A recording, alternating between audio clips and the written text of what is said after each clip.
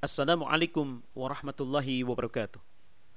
Bismillah, alhamdulillah, wassalatu wassalamu ala rasulillah wa ala alihi wa sahbihi wa mawalah, amma ba'd. Anak-anakku sekalian, kelas 10 yang saya cintai, Madrasah Aliyah Bina Cendekia, dan siswa dan siswi Madrasah Aliyah seluruh Indonesia.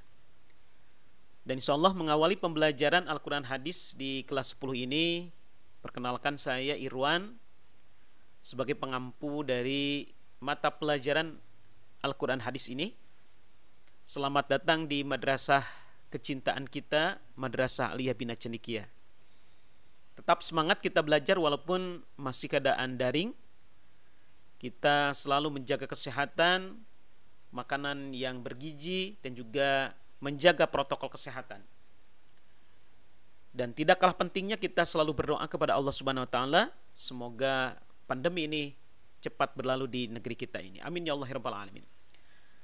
Nah, pada pertemuan pertama ini kita masuk di bab pertama dengan pembahasan adalah Al-Qur'an adalah sebagai wahyu dari Allah Subhanahu wa taala.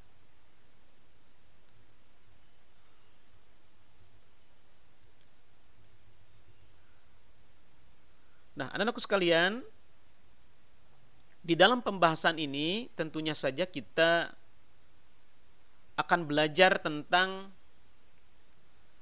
pengertian dari Al-Qur'an. Kemudian belajar tentang nama-nama Al-Qur'an, dan nanti kita akan memahami tentang perilaku di dalam memahami tentang Al-Qur'an. Nah, insya Allah pada pertemuan kali ini kita akan memahami tentang pengertian. Pengertian dibagi dua. Yang pertama ada secara etimologi ataupun secara kebahasaan. Kemudian ada secara terminologi ataupun secara istilah para ulama.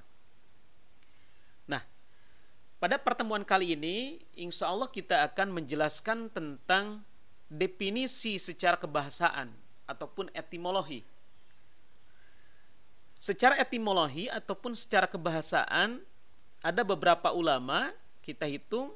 Satu ada menurut Al-Lihyani, yang kedua menurut Al-Asy'ari, yang ketiga menurut Al-Farra, yang keempat menurut Ad-Duzaz, kemudian yang kelima adalah menurut Imam Syafi'i. Nah, mungkin kalian juga memiliki pengertian-pengertian yang sama dari beberapa ulama. Itu juga kita harus mengikutinya karena mereka memiliki argumen-argumen dan juga dalil-dalil yang qat'i.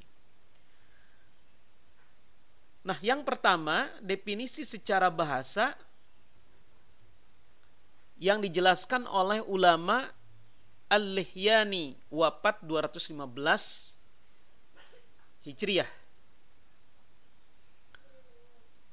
Menurut beliau menyatakan bahwa Al-Quran diambil dari kata qara'a.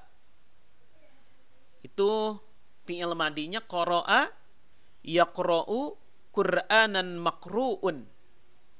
Jadi harus ingat ya, itu dari kata qara'a yang artinya adalah membaca. Jadi membaca apapun itu disebut dengan qara'a. Jadi ini secara umum ya. Atau bacaan atau sesuatu yang kita baca. Contoh, kita yang dibaca adalah Al-Qur'an. Yang dibaca adalah misalkan buku, tapi di sini adalah dikhususkan kepada Al-Qur'an. Jadi secara bahasa bahwa Al-Qur'an adalah qara'a yaqra'u Qur'anan makru'un, adalah bacaan atau sesuatu hal yang dibaca. Ya, pasti kalian sudah paham ya, menurut Al-Lihyani bahwa Al-Quran itu diambil dari bentuk masdar dari qara'a yaqra'u Qur'anan. Nah, masdarnya adalah Qur'anan, adalah bacaan. Nah, beliau mengambil dari kata qara'a itu diambil dari dalil surat Al-Qiyamah ayat 17 sampai 18.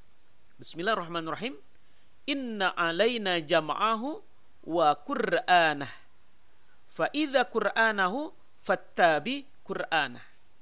Yang artinya adalah sesungguhnya kami akan mengumpulkan di dadamu dan membacakannya. Artinya di sini mengumpulkan di dada itu adalah kepada Rasulullah SAW, yaitu ayat-ayat Allah Subhanahu wa taala, yaitu Al-Qur'an. Itu sangat paham ya kepada kita. Nah, fa idza Qur'an qara'nahu, dan apabila kami telah selesai membacakannya, fattabi Qur'anahu, maka ikutilah bacaan itu. Artinya interaksi antara malaikat Jibril dengan Rasulullah SAW. Kemudian yang kedua adalah menurut Al-Asy'ari, wafat 324 Hijriah. Ini beliau menyatakan bahwa Al-Quran diambil dari lafaz korona. Bukan virus corona ya, tapi korona. Artinya menggabungkan sesuatu dengan yang lain. Ya, kenapa ini arti Al-Quran itu adalah menggabungkan? Artinya Al-Quran itu adalah kumpulan dari ayat, ya. Setelah ayat adalah surat, setelah surat adalah juz. Nah, itu adalah kumpulan dari Al-Quran. Nah, sehingga kumpulan ayat-ayat, kumpulan huruf-huruf yang saling beriringan, menggabungkan di dalam suatu huruf dan juga ayat ini menjadi suatu kumpulan Al-Quran. Nah, itu menurut Al-Asy'ari.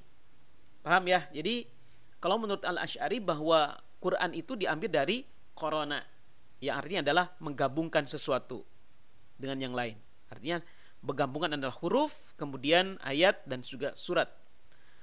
Kemudian yang ketiga adalah menurut ulama Al-Fara, wafat 207 Hijriah.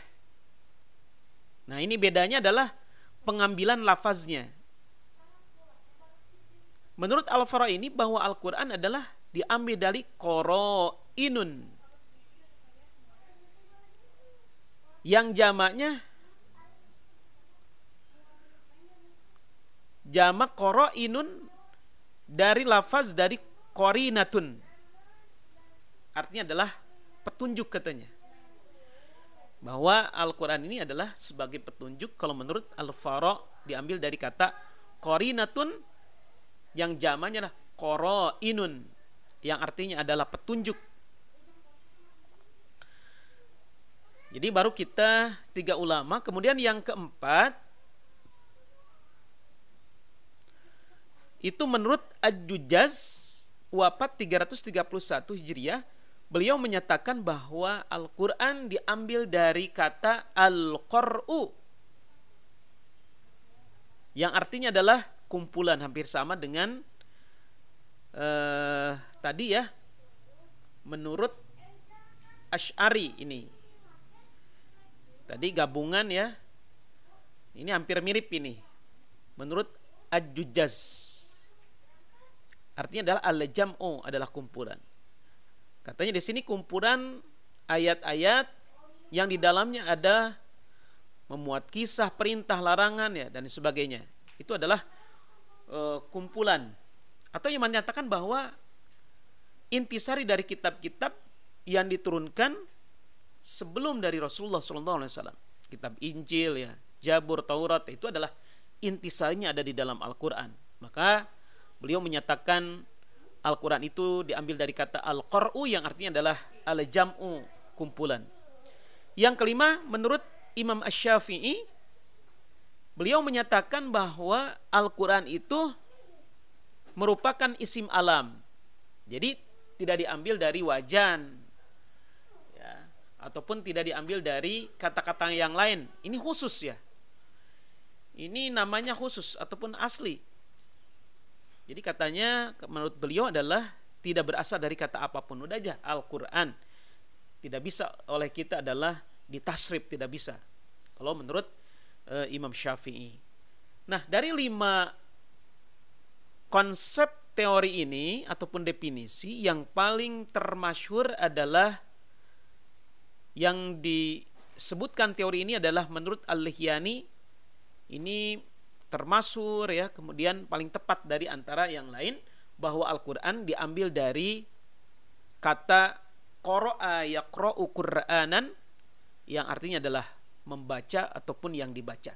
Semoga kalian memahami dari definisi Al-Quran secara bahasa dari beberapa ulama ini. Semoga bermanfaat dan silakan kalian tulis daftar hadir di bawah kolom komentar ini. Semoga bermanfaat. Wassalamualaikum warahmatullahi wabarakatuh.